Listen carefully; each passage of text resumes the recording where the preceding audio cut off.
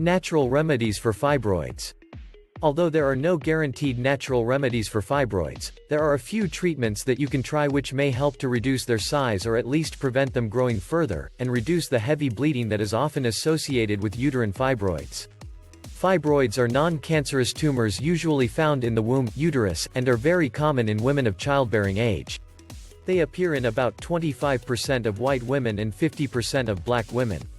Some women may have them without knowing, but in other cases they can grow to a size where they cause pain and a noticeably swollen abdomen. The swelling may make a woman look pregnant. She will often have very heavy and painful periods. Fibroids may cause pain at other times too, for example during sex.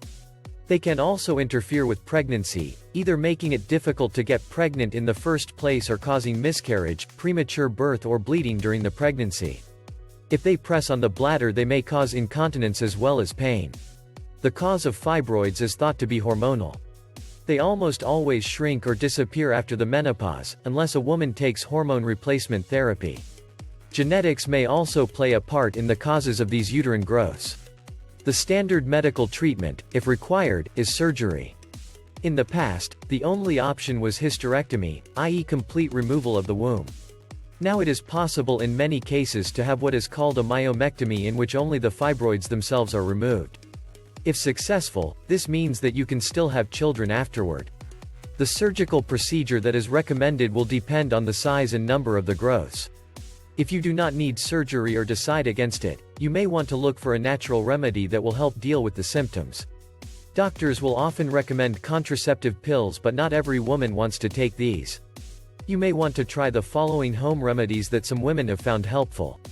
Consult your doctor first and again if the symptoms persist or increase. Apple cider vinegar.